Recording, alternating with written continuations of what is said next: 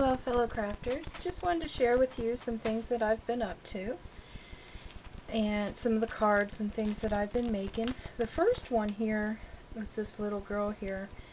She is a kit that I purchased from Scrapper's Boutique, which is one of my local scrapbook stores, and what it came with, it came with everything you needed to make this, and the stamped image. And the stamp image is by Little Miss Muffet Stamps, and this is Sophia Maria Hatter. And now I don't have any Copics, so I used my watercolor pencils, and because this was stamped on Copic paper, it didn't turn out as well as I wanted to, but I still think it's really cute. Isn't she adorable? And that's the one card. And it's blank inside. And that was a little kit that I got, and I wanted to do that. Another one I did was, I was just playing around with this paper that I have. I wanted to do something summery, so I picked out some of this DCW paper that I had, and Maya Road chipboard pieces. I used, distressed the edges here, and then I sewed it around the edge. And this is just some flower trim that I colored with a gold colored Lindy Stamp Gang. And then this is the other side of the paper, I think. Let me check. No, it's not double-sided. This is another sheet that came from the pack, and I just put a little piece down here. And then this back here is from the Tim Holtz on the edge die, the doily. And then this is a flower that I picked up at Michael's on clearance, and it had like a bling in the center, and I took it out and put a button, a polka dot button in the center that I got from Evil Scrapper. Thank you.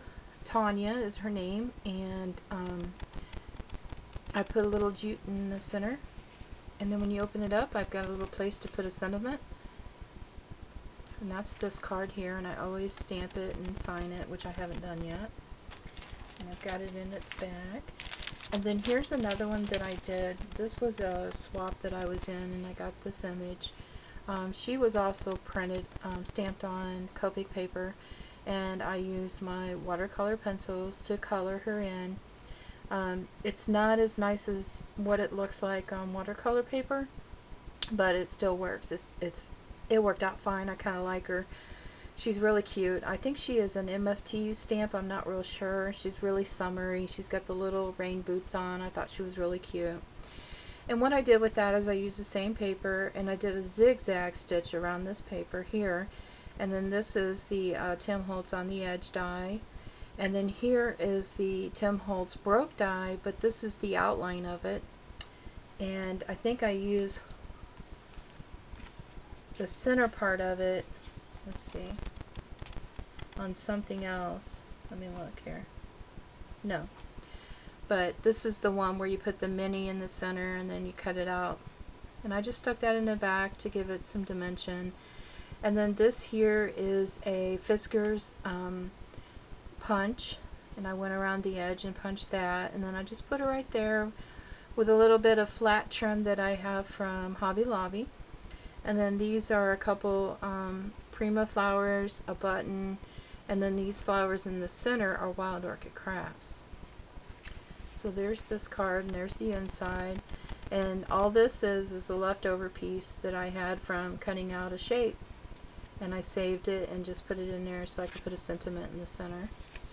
And then I have my stamp on the back.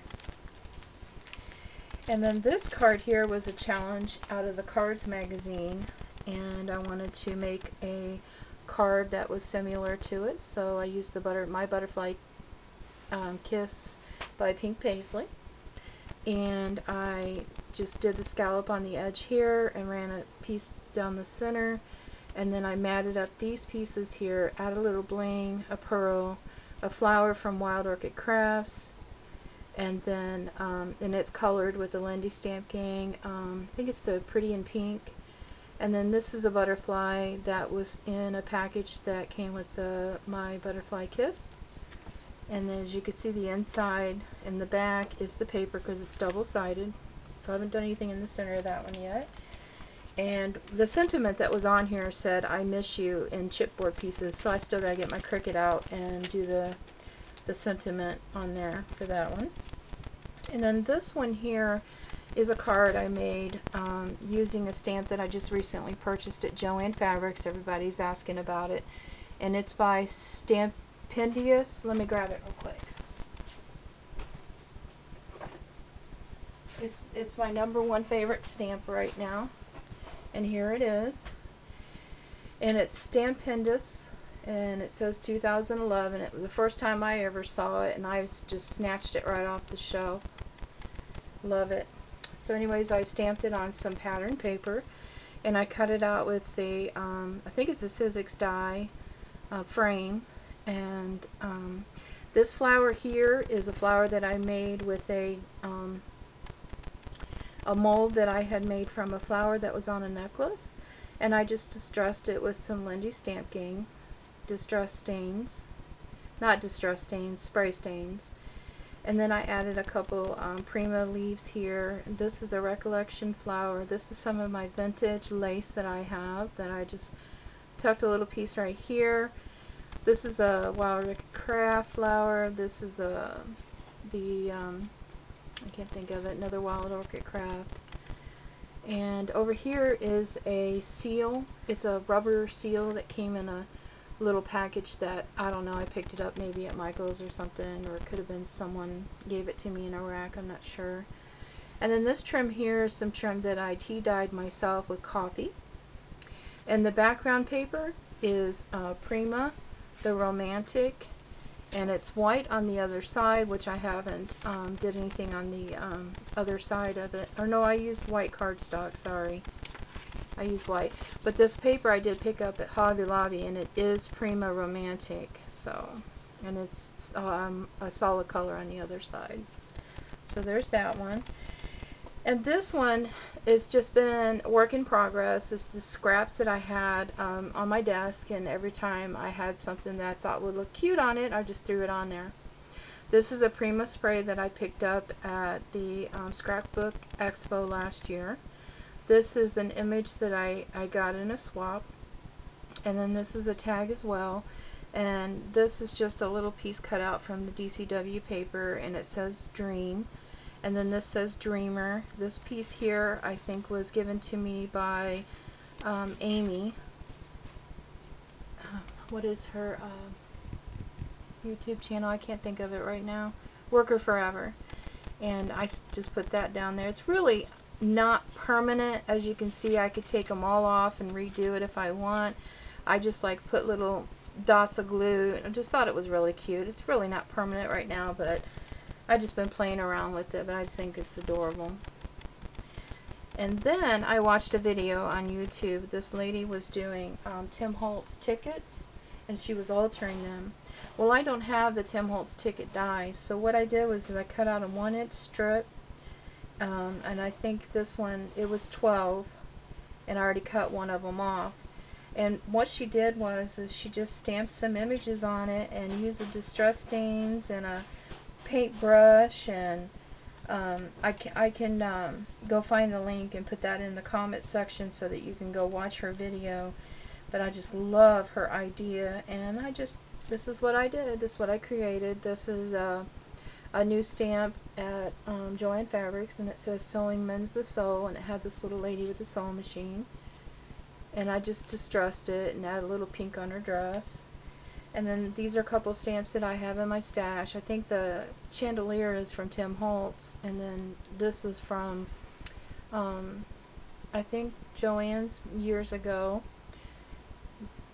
And I used I think this is a lot of distress stains, tattered angels, several different colors.